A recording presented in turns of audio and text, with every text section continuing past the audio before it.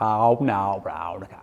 Hey guys, Mitch with Prism Supply here. Just walking you through on how to install our Sportster Hardtail oil tank. Last time we left off, we got the hardtail fitted up to the frame, got it all final welded, the engine back in its place. And now we're gonna go try and make it a functional rideable bike by putting an oil tank in, the axle kit, brake kit, all that stuff. And I'll show you all the nuances how to get through that. So this is what you're gonna get along with some tabs, some hardware. First thing you want to do is just give it a rough fit into the frame. Kind of get a feel where it's going to be going inside the bike. Looks nice. So I went ahead and made a little jack stand. So I have a free hand to hold everything up so you can kind of do it by yourself, and that'll roughly hold the oil tank in place while you work. Okay, the next thing we're going to talk about is spacing. You kind of want to leave a little gap on the frame, room for powder coat or paint or whatever you're doing. So what I like to do is use a piece of cloth on the down tube and some parallels on the backbone here. And I'll just go ahead and tape the cloth in place, and that'll give me plenty of spacing for whatever needs to be done later. We'll put the oil tank back in. There we go, roughly in place. And now what I'm gonna do is use some parallels to space it off where I want to space it off. There's one,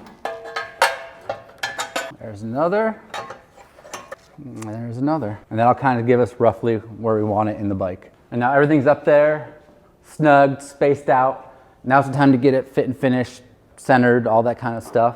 And then we'll go ahead and start putting the tabs on. This is gonna take a second to get it where I want it. There we go. So I've spent a little bit of time getting that fit the way I like it, where I'm happy with it. And now it's time to make some tabs to hold it on. We provide with the kit a couple tabs you can use. You can make your own, whatever you wanna do. I'm gonna kind of modify these for my fitting, just because this is what I feel like doing today. It's kind of up to you at this point. So we're gonna cut them so they fit up in there kind of like that. Now I pre-cut one because I'm smart. So I went ahead and made one. Now I'm going to copy that for the other side. I'm going to cut it, grind it a little bit.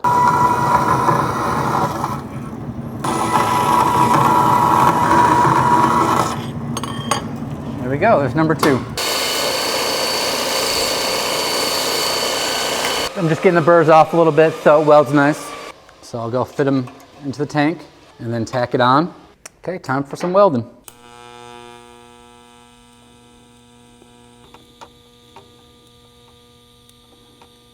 Okay, so we got a little tack on there. Now I'm going to take the tank out and try not to move any of those tacks that we got on there, and final weld the upper mounts, and then I'll move on to the lower mounts. So normally, you're going to want to do this with the engine out of the bike. When you do your final welds on your frame, and you can move the bike around. I'm going to do it in the bike because I don't want to take the engine out again. So it's going to be a little tricky upside down weld, but if it makes it easier for you, do it all at the same time with the engine out, all that kind of stuff. So now that the upper tabs are welded on and cool, we're going to put the oil tank back in and work on the lower mounting tab. It'll end up being right around there somewhere. Okay.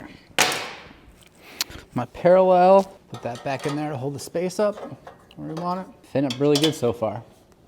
Now we're going to take our lower tab and mount it underneath. Tab is slotted, so you have a little bit of play there.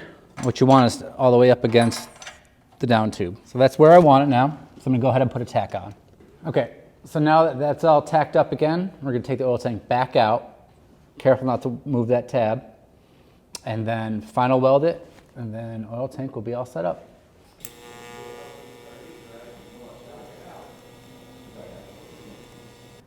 Okay, so now we're gonna let that cool off a little bit, put the tank back in, and we'll give you a final look at what the tank looks like mocked up. So that's the oil tank all mounted up. Now we're gonna walk you through the axle kit and brake kit and wheel and how to install all of that as well. Okay, so what we're gonna do first is these little rubbers off your stock bike. You wanna put them into the new brake bracket. If you wreck them pulling them out or anything like that, don't worry, we sell them on our site. So put a little WD-40 on them and slide them in. A little trick I found to get them in. There you go. Just make sure it's seated all the way in the back. And you do the same with number 2. There we go. I'm ready to assemble it. We're going to install the rear wheel. This is an 86 to 99. That is direct bolt up using stock caliper and our axle kit brackets, and the spaces are all there. If you have a 2000 or newer that you put this on, the spaces are a little different. You might need to turn one down and you're gonna need a new brake caliper, which we sell as well at prismsupply.com. Okay, to put the caliper on the bracket, what you're gonna do is take your shims and set them in here.